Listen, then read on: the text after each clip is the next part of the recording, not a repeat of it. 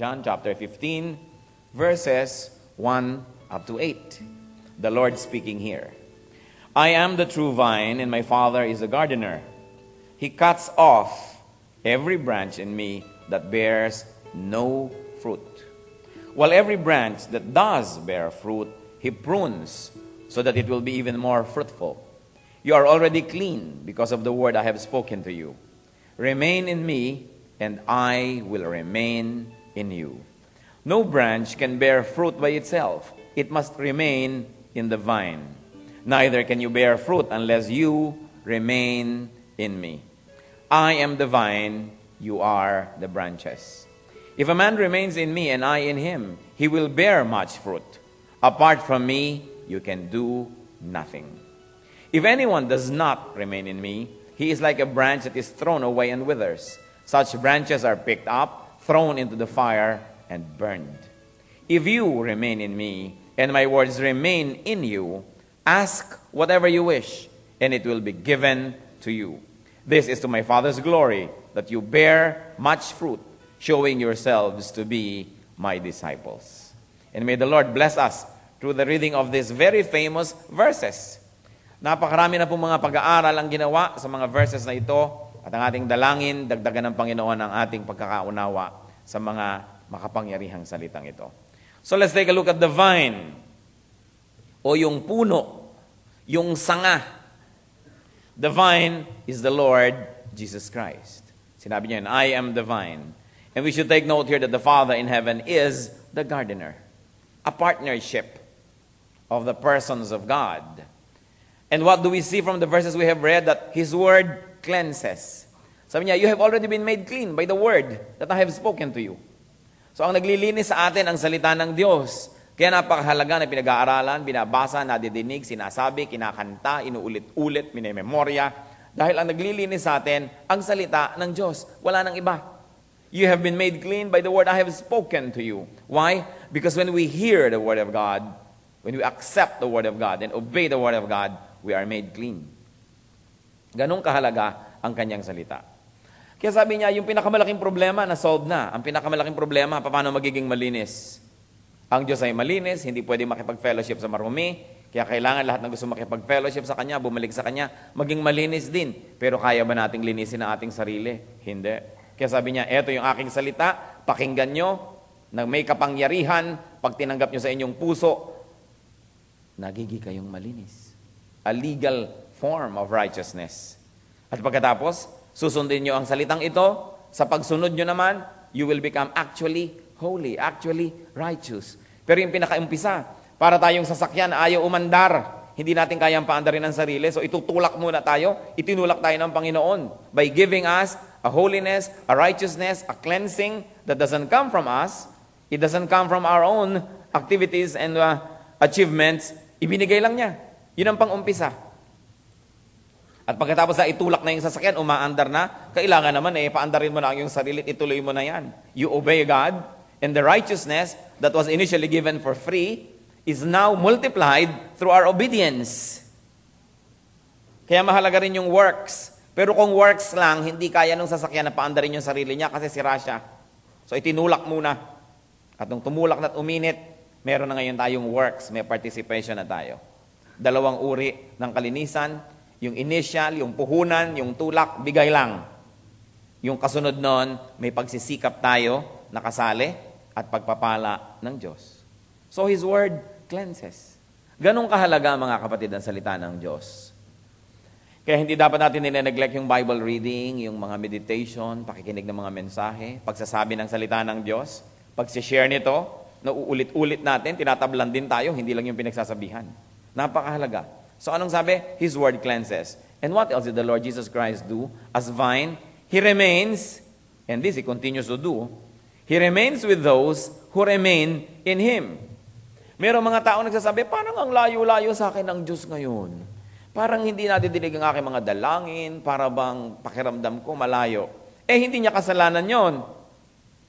Kasi ang sinabi dito, if you remain in me, I will remain in you. Tayo ang nauuna. Kaya kung may nararamdaman tayo kumisa na malayo ang Diyos, siguradong tayo ang unang lumayo. Sapagkat hindi niya gagawin na siya ang unang lalayo. Isipin niyo kung gaano kalayo ang langit sa lupa, nagbiyahe pa siya at nagpunta sa lupa, nagkatawang tao, para lang makipag-fellowship sa atin at para maging ganap ang pagiging nating isa. Kaya bakit niya gagawin siya ang mag-isang lalayo at kusang lalayo sa atin? Imposible.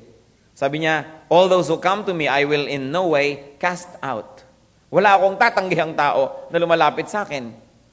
At kung nagkaroon na tayo ng relasyon, lalo namang hindi na siya lalayo. Pero bakit kumisan parang ang layo ng Diyos, mag-isip-isip tayo. Tayo ang lumalayo, hindi siya. Kasi sabi niya, if you remain in me, I will remain in you. Napakasimple ng analysis at napakasimple ng step para maging malapit ang Diyos sa atin. Lumapit tayo. At huwag tayong mauunang lumayo. And He even grants the wishes of those who remain in Him. Sabi niya, if you abide in me and my words abide in you, ask whatever you will and it shall be done. Kung kayo'y nananahan sa akin, ang salita ko'y nananahan sa inyo, hingin nyo kahit ano at ibibigay ko. Sa inyo kahit ano. Siyempre kahit ano na godly. Kahit ano na sang-ayon sa kanyang pangalan. At kahit ano na sang-ayon sa ibig sabihin ng remaining in Him and He remaining in us. Ibig sabihin, anything that is not ungodly. Anything that is not against God's will or against God's timing, He will grant. Kung minsan akala natin totoo kaya yan? Ayaw tayong gumawa ng isang bold step of faith at i-claim itong promise na ito. Lord, hindi naman salungat sa inyong kalooban na maligtas ang nanay ko o sino man tong mahal ko sa buhay. I claim it and I'm asking for it. At will naman niya yun. Bakit hindi mangyayari? Pero ang mahalaga, sabi niya, if you abide in me and my words abide in you. Kasi if the words of Jesus abides in us, paano naman tayo hihingi ng mali? Imposible. Siyempre, manghihingi natin tama. Kaya sabi niya, automatic, ibibigay sa atin. Basta't hindi labag sa kanyang kalooban. So, siya yung vine. Siya yung puno. Siya yung main sanga. Ano naman tayong mga Kristiyano? We are the branches. We are the branches. And there are two types of branches here. First is the fruitful branch. Sulyapan yung inyong katabi kung maraming bunga. Titingnan nyo siya. Sa inyo nakikita ba yung bunga? Anong hahanapin ko dito? Atsuete? Chico? Anong bunga? Bungang araw? Hindi. Alam nyo, sa itsura lang, sa bukas lang ng mukha ng tao, kung minsan nababakasyon ng spiritual siya. Yung napakapanatag ng kanyang kalooban.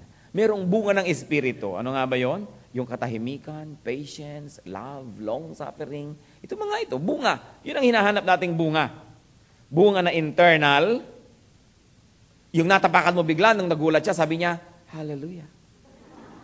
Ang ganda naman ang bunga nito. Hindi ko ano lumabas sa bibig. Kasi yun ang bunga eh. Alam nyo, buwa na yung lumalabas sa ating bibig eh. Bunga natin yon. Yun ang nakikita nung Panginoon na makapitas kaya dito. Nung nagulat kami, lumabas na word. Ano yun? Pag tayo nabibigla, pag tayo nagdadrive, kinat ka ng kapwa mo, o kaya merong mga nakakainis na tao, anong bunga yung lumalabas sa atin? Kasi yun ang tunay nating bunga. Kumisa, napagtatakpan natin yun, pero pag nabibigla ka, lumalabas. So, internal. At saka meron pang bunga ang pinag-uusapan na external. Ano yun? Good works. Yung paglilingkod sa Diyos, yung mga ministry, pagsunod sa kanya mga utos, bunga rin yun. May internal at may external. Now, the fruitful branch is fruitful because the fruitful branch remains in the vine or in the Lord. Nakakita na ba kayo ng sanga na pinutol? Tapos, 5 araw nang naputol, 10 araw, may namumulaklak pa rin at bumubunga. Aba, imposible. Maliban na lang marketed. Tapos itinanim nyo pa. Pero yung pinutol lang talaga. Kailangan, para ka mamunga, nakakonekta yung sanga dun sa main puno o main sanga. At sabi ni Lord, ako yung main puno, kayo yung sanga. Pag naputol kayo sa akin, di na kayo mamumunga. Maluluoy kayo, matutuyo kayo. Pero yung daw fruitful branch, pag nakakita ka ng isang branch, ang daming bunga. Tapos nung lapitan mo, putol pala, imposible. Nakakabit siya dun sa puno. Napakatibay ng pagkakakabit. Pagka umuulan, bumabagyo, humahangin, di siya nalalaglag. Nandun pa rin siya. Kasi talagang kapit na kapit siya. The fruitful branch remains in the vine and remains in the Lord. That's why nagiging fruitful. Therefore, because the branch remains in the Lord, it bears fruit. Isa yung bunga, it bears fruit. And because it bears fruit, it gets pruned. Kung kayo ay marunong sa agriculture, lalo horticulture, pagka may mga fruit-bearing trees, tinatalbusan natin yan para lalong mamunga. Para yung mga ibang nutrients, pumunta sa bunga, imbes puro sa dahon, pag sobrang dami rin ng dahon. Kailangan tinatalbus-talbusan. At yung tinatalbusan naman, lalong lumulusog. Kahit yan ay kamote pa nga, kahit yan ay mga kung ano-anong gulay, tinatalbos mo, lumulusog siya, ganun talaga. At ang punong kahoy na namumunga, pinuprune yan para lalong mamunga. Tinatalbos-talbusan, tinatanggal-tanggalan ng mga natutuyo-tuyong dahon at sanga-sanga dyan, o kaya kung sobrang makapal. And the fruitful branch becomes even more fruitful. Namumunga na nga, pinuprune, lalo patuloy namumunga, and the fruitful branch, according to the Lord, glorifies the Father. Why? Because the Father is the gardener. Di ba't kung tayo man ang gardener, nakikita natin yung puno, ang daming bunga, natutuwa tayo at nag-glorify yung work noong gardener. Siyempre, wala namang kakonswe-konsuelo yung gardener doon sa orchid na ayaw mamulaklak, doon sa punong kahoy na ayaw mamunga, tanim ka ng tanim, fertilize ka ng fertilize, ginagawa mo na lahat, binibigyan mong sunshine, tubig, space, tapos ayaw pa rin mamunga. Sa Luke 13, ang ginawa dyan ay pinapabunot na nung gardener. Sabi noong may-ari ng garden, doon sa empleyado niyang nag-aalaga, bunutin na yan, sayang lang ang taba ng lupa. Sinisip-sip niya, pero wala ka namang makuhang bunga sa kanya. So wala siyang karapatan na patuloy na sipsipin ang kayamanan ng lupa kung hindi naman siya nagbibigay ng bunga. So, fruitfulness glorifies the Father. And the fruitful branch shows true discipleship. Ito pala ang isa sa mga patunay na tayo nga'y tagasunod, disipulo ni Kristo. May bunga. At ang bunga na ito, internal and external. So ito po yung isang uri ng branch. Tayo kaya yon? Kung hindi tayo yon, may isa pang napapipilian. At nawa ay walang pipili nito. The fruitless branch. Itong sanga na walang kabunga-bunga. Why? Bakit wala itong bunga? Because it does not remain in the vine, meaning in the Lord. Pagka naiisip natin, bakit kaya ako hanggang ngayon napaka-proud pa? Ang tagal ko ng Kristiyano. Bakit kaya hanggang ngayon maiinitin pa masyado yung ulo ko katulad din nung dating di pa ako mananampalataya? Bakit kaya hanggang ngayon punong-puno pa ako ng mga lustful desires, hindi man lang nabawasan? Hindi man lang nag-tame?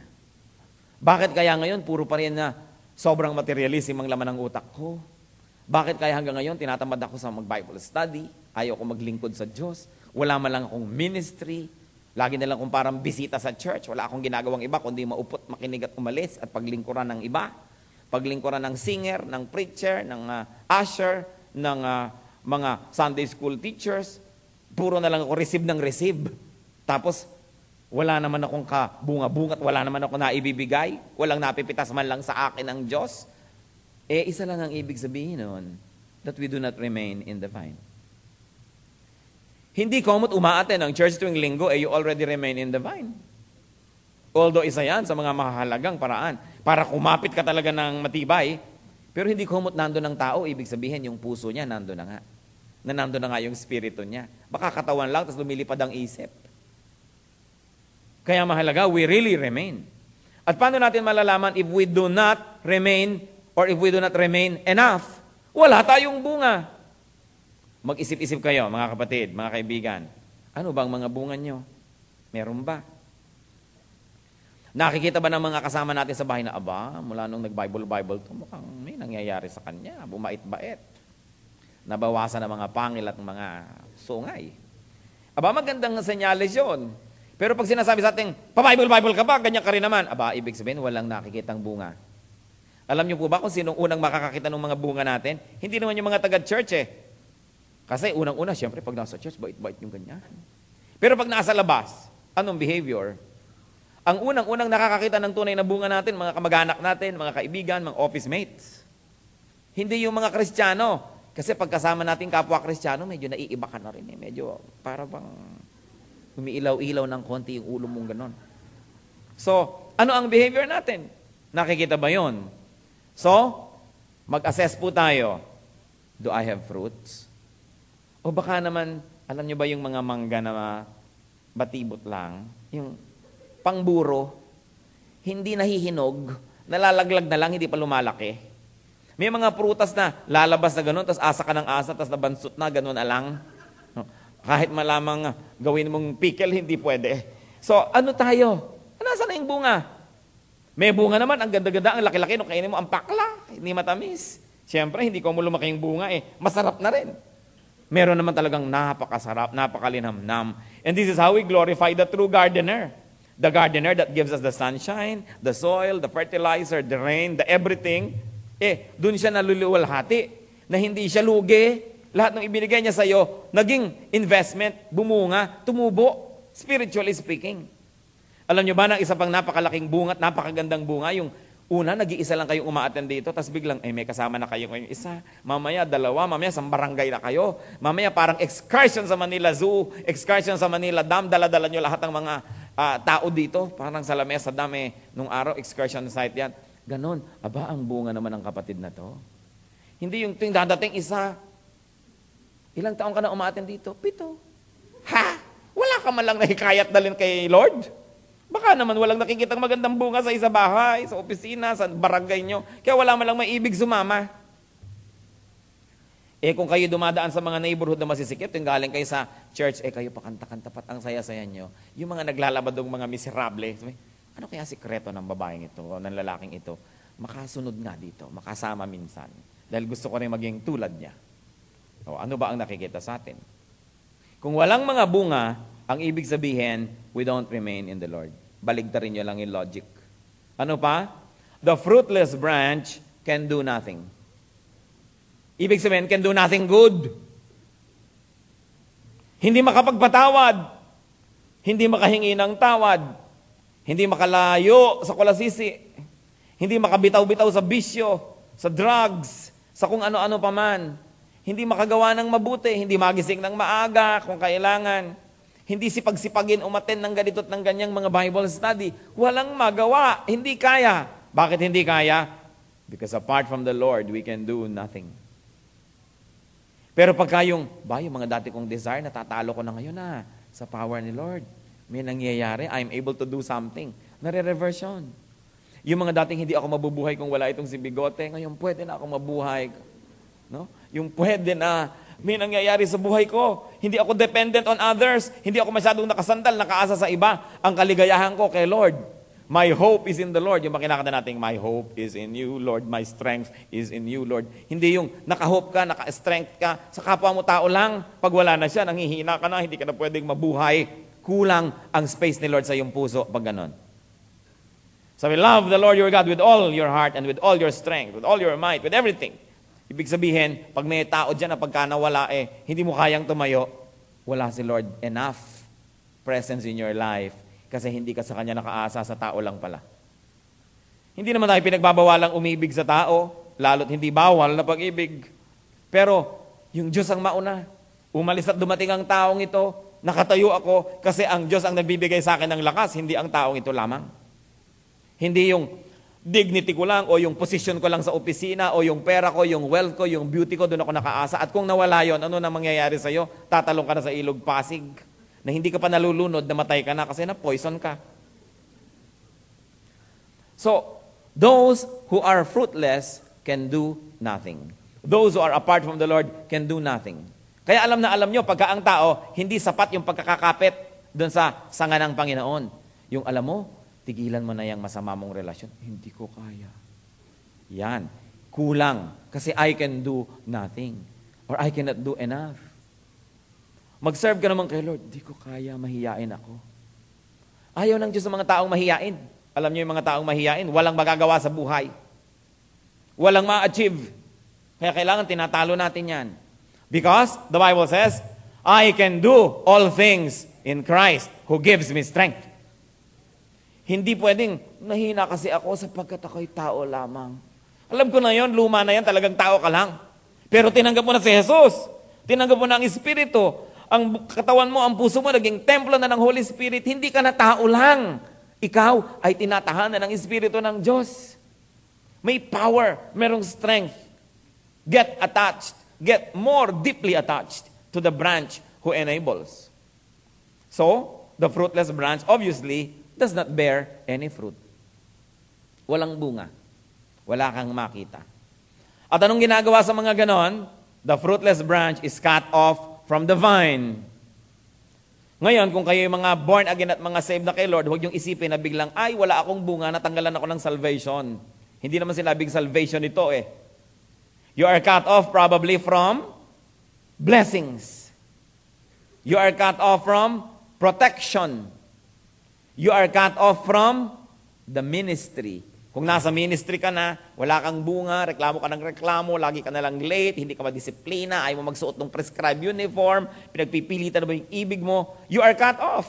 Ibig sabihin, kapatid, magpahinga ka na muna. Baka kailangan mo ng bakasyon sa Spratly Island, o sa Kabul, o kung saan man, Beirut, no? Baka kailangan mong magbakasyon sa mga lugar na to, Basilan, ganyan. So, alis ka muna sa Sunday school. Meron ka ng ministry na aalis ka pa, you are being cut off, ibig sabihin, wala kang bunga. Lagi ka siguro kontrabida, lagi ka na siguro ayaw sumang-ayon, ayaw mo Alam niyo, sa church, kung ang dami-dami, kung may 10 tao, 10 ideya yan. Kung may 100 tao, 100 style yan. Kung may 1,000 tao, 1,000 style yan. Kaya kailangan ang lahat ay maging masunurin, ang lahat ay maging cooperative, kasi kung lahat kayo nasunod, di nagkagulo-gulot, nagkahiwa-hiwalay tayong lahat. Unity is very important in a church. And to preserve unity, many people will have to make personal sacrifices to do things they don't always believe in or don't fully believe in for the sake of the unity. As long as yung ipinapagawa sa inyo, hindi naman evil. Anong mangyayari sa isang church na bawat kagustuhan ng bawat isa ay nasunod? Di nagkagiba-giba at nagkawasak-wasak at nagkahiwa-hiwalay yan. Kaya, you offer at the altar of the Lord your ego, your style, sometimes your culture, your personal way of doing things, for the sake of unity. Hindi nyo naman pwedeng igalang yung church na lahat din ang gusto nyo, sinunod eh. Dahil paano ko yung taong number 2, ang kagustuhan, kabaligtaran ng gusto nyo. Paano na? Sino na ngayon ang susundin? Magulo. Kaya kailangan marunong tayo mag-sacrifice. Mga magulang na sinasabi, ang anak nyo, ilagay nyo sa Sunday school, 3 linggo, 4 na linggo na kayo dito, di bale sana kung first time. Second time, hindi pa sana yung anak nyo. Pero hindi talaga kayo, kung mag-Sunday school ang anak ko, anong gagawin sa inyo? Tapos nakikita kayo ng mga iba na sumusunod, tuturo sa asiret, ba't yan di sumusunod? Kakagulo-gulo na tayo. Importante to obey. So, ano nangyayari? You are cut off from the vine. You are cut off from happiness. You are cut off from joy, from productiveness, probably even from material wealth. You are cut off from peace of mind. You are cut off from all nice and beautiful and good things. And it's terrible, brothers and sisters, to be cut off from the ministry. More terrible, to be cut off from the church. Yung sobra ka ng issue, sobra ka ng magulo na sinabi, kapatid, mayroong kulto sa kabilang kanto, doon ka na lang. If we see you here, we will physically remove you. Alam nyo, hindi lingid sa inyo, merong mga tao that we will physically remove when we see here because they cause trouble. Matapos ang ibigay mo na lahat ng payo at lahat ng pasensya at lahat magulo pa rin, we tell them, when we see you, we will call security and ask you to be booted out of the place. Hindi ako nagbibiro, meron nun. Kayo kaya yung susunod na. Siyempre, people are welcome here if they will not disturb the peace. But if they will, if they have to be physically removed, we will not hesitate. We will not hesitate to take authority over our space. And we will not allow people to violate the peace of the church. So napaka-importante yung ganung mga bagay that we are not cut off. At ang pinaka-extreme niyan, cut off from the fellowship, yung mga sinasabi sa Bible na treat them like an unbeliever, blah, blah, blah. Yung talagang tatanggalin ka sa membership at hindi ka papapasukin. Kasi nalalaso ng iba pag nandun ka. So anong nangyayari? The fruitless branch is thrown away. I don't think naman it's thrown away to hell. Lalo tunay ka namang mananampalataya. You may only be thrown away temporarily from the ministry or even from the fellowship for discipline's sake. You are thrown away from active participation here and there dahil hindi nakakabuti sa church at hindi rin nakakabuti sa iyo. And so what happens when a branch is cut off? That branch withers. Naluluoy. Muli, pagmasdan nyo ang inyong katabi. Naluluoy ba? Hindi naman physical, pero yung pag nakita mo siya, parang wala kang ganang mabuhay. Pag nakita mo siya, sabi ko, problema na naman ito. Yung luoy ka. Kasi luoy din siya. Alam niyo bang nakakahawa yung pagkaluoy? Kaya yung mga nagpapa-counsel, alam niyo ba na, sabi, alam mo, matapos ko magpa-counsel, sumaya-saya ako, gumaan ang aking pakiramdam. Alam niyo kung bakit? Kasi ibinunto niyo yung bigat sa counselor, siya yung bumigat. Kaya yung mga iba, magpapa-counsel ako, siya nga ho pala, may kasama pa akong 3. Wala sa plano. 4 kayong i-istro ngayon ng dugo ko. O sige, sabay-sabay. Naluoy na ang counselor. Alam nyo, nakakaluoy mag-counseling. Yung marinig mo lang ang problema ng kapwa, di ba parang nakadagan sa'yo ang daigdig? Lalo na kung pastor ka, na meron kang pastor's heart, talagang affected ka. Nakaka-apekto talaga. Siguro hindi mabuti sa kalusugan ng mga counselor, mag-counsel more than 2 or 3 people a day. Kasi hanggang doon lang ang kaya ng iyong naturalesa, lalo't napakabigat ng mga suliranin. Pero yung mga taong malayo sa Lord, natutuyo, naluluoy. Yung bang walang fun, walang malang excitement, walang happiness, walang thrill, walang joy. At madaling malaman kung nangyayari na sa ating buhay yon. All we have to do is to reattach to the Lord. And what happens to those fruitless branches? In the end, a branch is thrown into the fire, into uselessness, into nothingness. I will not want to read that as hell. Lalo totoo ang kamananampalataya na biglang mga 6 na buwan, 1 taon kang luoy at wala kang gana. Nawawala ang lahat-lahat, para ka nang itinapon sa apoy noon. Pero nothing is impossible with God. Every person can be revived by the Holy Spirit. Kung willing lang tayo to reattach and to allow all the nutrients from the Lord to flow into us. And through us, may lalabas na bunga. Napakahalaga mga kapatid ang ganitong mga bagay. The Lord is ready, willing, and able to bless.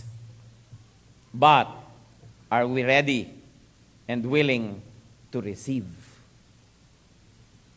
What you receive from God is limited not by God's capacity to give, because God's capacity is limitless. What you receive from God is limited by your capacity and willingness to receive. And sometimes kasi yung nare-receive natin, disiplina, rebuke, correction. Willing pa ba tayong tanggapin yon? Katulad nung iba, ang gusto lang nila, puro yes answer from the Lord. Willing na willing sila. Pero pag no yung answer, oh wait, ayaw. Therefore, it is a limitation to your capacity to receive. Because everything you receive from God is a blessing, even if it's a no answer. God who knows infinitely more than we know, alam niya kung ano makakabuti. Kaya pag ang Panginoon sinabi sa ating request, no, thank you Lord. Ganun ang sagot, hindi yung, no. Parang wala na akong ganang kumanta sa choir. No na naman. Diba? Tagal-tagal ko nang nagseserve kay Lord. Ang sagot na naman sa akin, no, ayoko na nga. Pag ang sinagot ni Lord sa ating prayer, and no, it is as good as yes, because everything that comes from God is a blessing. Parang ang anak ko, halimbawa, tatay, gusto ko pong magturok ng morphina at ng mga drugs sa katawan ko. Yes, anak, ang bait talaga ng tatay ko. Ganun ba yun? Pag sinabi ng tatay na, no! Dapat ang anak, thank you tatay, mahal niyo pala ako talaga. Di ba? Nanay, increase nyo naman ang allowance ko, 1,000 a day. Para makabili ako ng shabu. Di ba? Sabi ng nanay, no! Tama na sa'yo ang 20 pesos. Choknat ang bilin mo. Di ba? Thank you, nanay. You are great, nanay. Ang mga sagot na no nang nagmamahal sa inyo can even be better than a yes. They know better. They want to take care of you. They want to protect you from your own foolishness. At ganun ang ginagawa ng Lord sa atin. Huwag na huwag kayong magtatampo sa Diyos pag ang sagot niya, no. At huwag na huwag kayong maiinip pag ang sagot niya, wait. Because God knows His perfect timing. Everything that comes from the mouth of the Lord is a blessing. Kahit tayo pinagalitan, ni-rebuke, kinorek, duguan ka, luhaan, bugbog, pero sabi mo, hallelujah, praise God. Ganyan yung mga tinatamaan ng message eh. Tinamaan na nga, sabi, Pastor, na-bless po ako. Ba? Talagang maganda ang espiritu nito? Hindi yung pagdaan sa'yo. Ako yata ang tinukoy nito. Sasabihin sa kumari, siguro sinabi mo sa kanya, no? Parang akong pinaparinggan ng pastor na ito, ah. Pag tinatamaan tayo, salamat, hindi na sayang ang lakad nyo. Because the Word of God is meant to comfort the afflicted and to afflict the comfortable. Yan ang ginagawa ng salita ng Diyos. Now, the Lord blesses, nakita nyo ba't napansin, that the Lord blesses those that bear fruit? Ang binless niya, yung may bunga na. He multiplies the capacity of those that yield fruits first. Sino ang binibigyan ni Lord ng kakayahan na mas mamunga ng marami? Yung may bunga na. Kaya kailangan, pag tinignan tayo ni Lord, kahit paano, may bunga na tayo para multiplyin niya. Kasi yung 0 na bunga, kahit multiply by 100, 0 pa rin. Kahit multiply by 1 zillion, 0 pa rin. Kaya pag 0 kayo, huwag kayong umasa na magkakaroon kayong blessing dahil walang namumultiply. Kailangan may namumultiply. At least 1. Kung 2, 3, 4, 5 ang fruit nyo, ilan ngayon ang magiging bunga pag minultiply ni Lord? Pero tatandaan nyo ito, ha? The Lord multiplies blessings. Kailangan meron muna kayong ipinapamultiply sa Kanya para meron siyang paramihin. Parang yung balo, sabi niya, naku po, prophet, hirap na hirap kami, namatay ang asawa ko, ang mga anak ko ibabayad sa utang, paano ba yan? Sabi ng prophet, what do you have at home? Nothing, wala ho. Mag-isip ka. Meron ho kaming konting oil, yun lang talaga, wala nang iba. Sabi, sige, manghiram ka ng mga empty jar sa mga kapitbahay, isara mong pinto, isalin mo yung oil mo. At nung isinalin niya, hindi maubos-ubos yung oil. Kung gaano karami yung jar na nahiram niya, yun ang napuno. At nung wala nang mapagsidlan, tumigil ang pagdami ng oil. You see, God cannot be limited. Ang limitasyon natin, ilan ba ang empty jars natin para mapuno niya? Pero anong binless niya? Yung babaeng may konti ng oil sa bahay. Hindi yung 0. Dapat meron tayong bunga para tayo mabless. At yung maraming bunga, magtataka ka, lalong dumadami. At yun namang walang kabunga-bunga na uubos pa. Lalong nawawala. Hindi yan katakataka. At itong isa nating dapat tandaan, mga kapatid, the way to blessedness, the way to fruitfulness, is through fruit-bearing first. And the Lord's way to increase fruitfulness, pruning. Napansin nyo ba? Pruning. Pagtatalbos, tinatalbusan ka. Namumunga ka, tatalbusan ka. Kaya yung iba, kung kailan man ako kumanta sa choir, kung kailan naman ako nag-serve sa school, at saka pa ako nawala ng boyfriend. Ayan, natalbusan ka, pasalamat ka. Kung kailan naman ako nagganon, lumalapit sa Panginoon, kung kailan ako naggaganito, doon pa nalulugi yung tindahan ko, o doon pa nangyayari ito, baka tinatalbusan ka lang. Magtiwala ka sa Panginoon, dahil alangan naman, na sabi ng Diyos, aba, kumanta ito sa choir, aba, naglingkod sa Sunday school, mabigyan nga mga kamalasan ng taong ito. Ganun ba ang Diyos? No. Kaya kung kayo lumalapit sa Panginoon, lumalago sa Panginoon, tapos may nangyayari na parang labag sa kagustuhan nyo, count it as blessing. Because God knows what He is doing. Pinupron ka lang para lalong magbunga.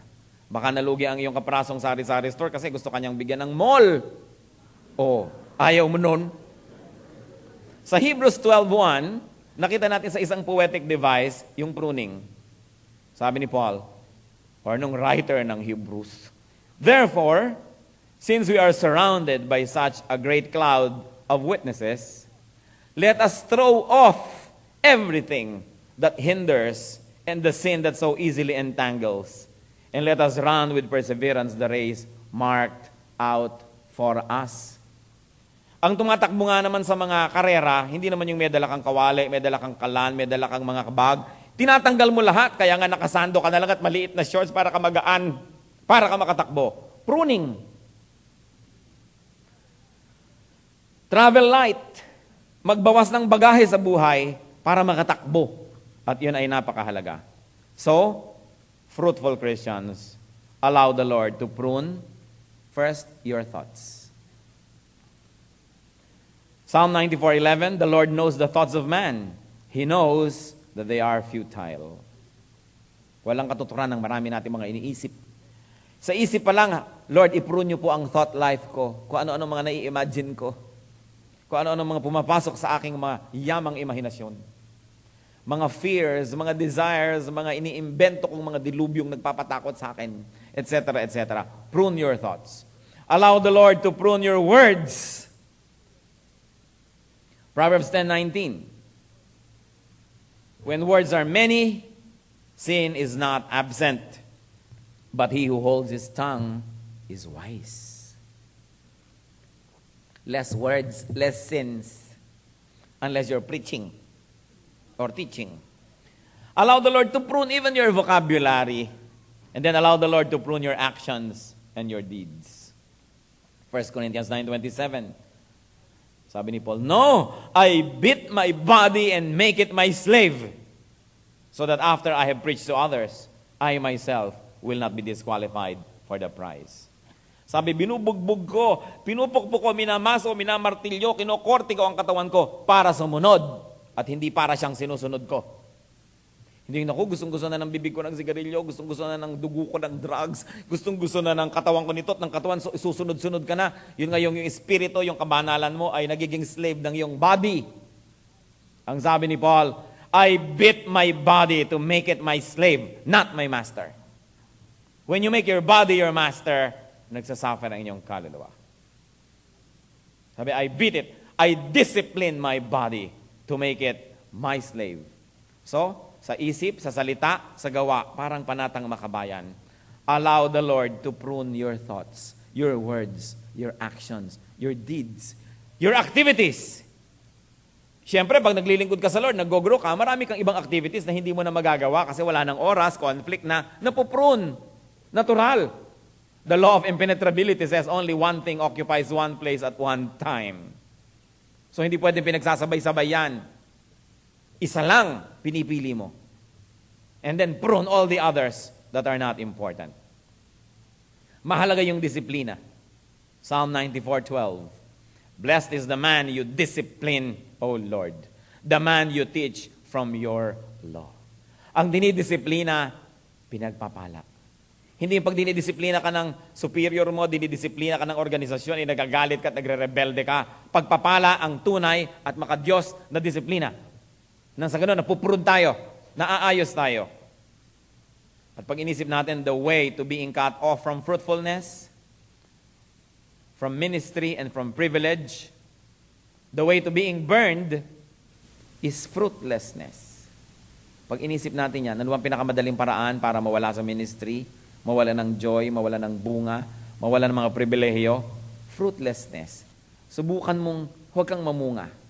Tagal-tagalan mo ng konti. At mararamdaman mo that you are being cut off. Mark 13:12. The Lord says, whoever does not have even what he has will be taken from him. Ganon din sa ministry, mga kapatid Bakit yung mga church na lumalago, siya pang lalong lumalago? At yung church naman na matamlay, walang nangyayari, nauubusan pa lalo ng tao. Kasi ang sabi ni Lord, whoever does not have, meaning fruits, even what he has, the little that he has, will be taken from him. You know why? You know why, church? Because the Lord is a wise investor. Hindi siya mamumuhunan sa lugi. Hindi siya patuloy na magsasayang ng puhunan sa hindi kumikita, sa walang bunga. Kaya nakita nyo nung nagbigay siya ng talents o pera doon sa mga tao, may binig siya ng malaki, merong mga gitna, merong maliit. Nung bumalik siya, yung tumubo na binigyan ng malaki, natuwa siya. Yung binigyan ng konti, tas ni wala man lang na parami, binawi pa at ibinigay doon sa marami na. Ito yung context ng pinag-uusapan natin. Yung binibigyan ni Lord ng maraming blessing, tapos namumunga, yun ang bibigyan palalo. At yung wala nang ang kabunga-bunga, ayaw pa rin mamunga, kahit ano pa yung konting nasa kanya, kukunin pa sa kanya at ilalagay pa doon sa namumunga. Because the Lord is a wise investor. Di siya nagsasayang na mag-ipon ng tubig sa isang balding butas. Dahil kahit gano'ng karaming ilagay mo doon, ubus din, wala rin nangyayari. The Lord is not a fool.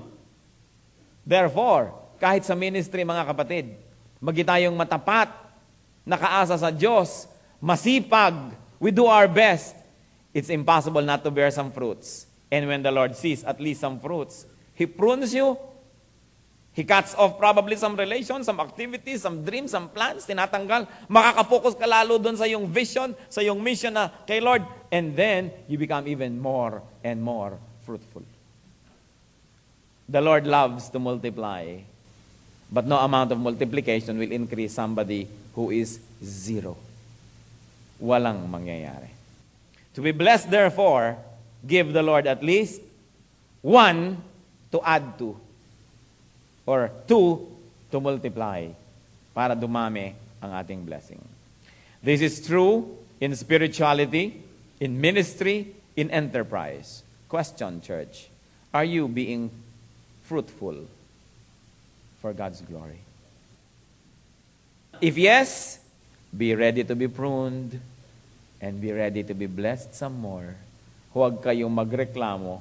Pag fruitful kayo kay Lord, tapos parang may mga natatanggal sa buhay nyo, pruning yun. Thank God. Because God sees beyond what our thoughts can see.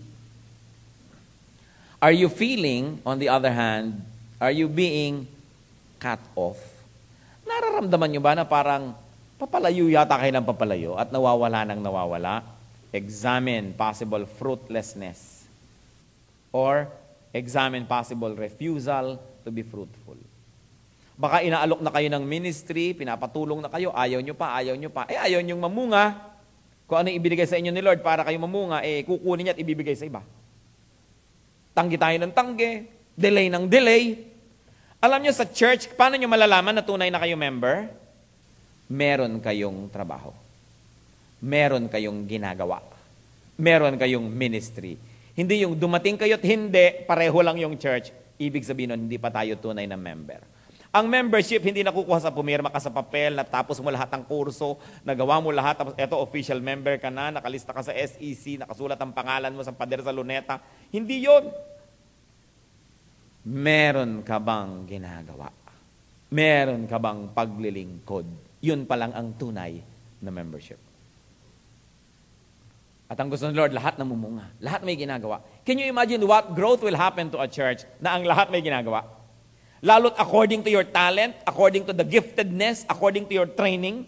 Kaya nga bumubuo tayo ng mga grupo. O grupo ng mga doktor, grupo ng mga hukom, grupo ng mga abogado, grupo ng mga artist, at marami pa, grupo ng mga nasa government service, gagawin natin yan, grupo ng mga nasa private sector, grupo ng mga negosyante, grupo ng mga ganito, grupo ng mga naghahanap ng biyenan, grupo ng this, grupo ng ganyan, para ma-focus kayo sa inyong alam, sa inyong training, sa inyong kakayahan, at makapaglingkod kayo. Hindi lang sa local church na ito, kundi sa marami nating pinaglilingkurang mga kapatiran at mga kaibigan sa labas ng church na ito. That is the true measure of church membership when you are already useful. Proverbs 29:1. A man who remains stiff-necked after many rebukes will suddenly be destroyed without remedy.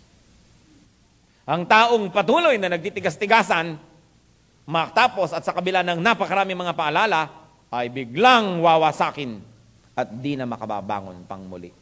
Walang kagamutan. Kaya pakinggan natin ang mga paalala ng Diyos and let us be fruitful. Fruit inside, ugali, pananaw. Fruit outside, good works, service. Ecclesiastes 12:14. God will bring every deed into judgment, including every hidden thing, whether it is good or evil. Let's bow before the Lord, church, and let the word of the Lord become our mirror. Manalamin tayo sa mandali at isipin, ako ba'y namumunga o hindi? At natin ang ginagawa sa hindi namumunga, pinuputol, hinihiwalay, nalalayo sa pinagmumula ng mga pagpapala. Alam natin ang ginagawa sa namumunga, pinuprune. Huwag magtampo, huwag magalit, huwag itigil ang ministry because you're being prepared for better fruitfulness. And when we bear fruit, the Lord is glorified. So in a minute of silence, church, be alone with the Lord. Kinakausap ang bawat isang narito ng Espiritu ng Diyos. Walang taong hindi kinakausap ngayon. Kaya tayo narito, Hindi nagsasayang ng oras ang Diyos. Hindi sinasayang oras natin at oras niya. Ano ang sinasabi sa inyo? Listen to the Spirit for a while. Let the Spirit minister to you.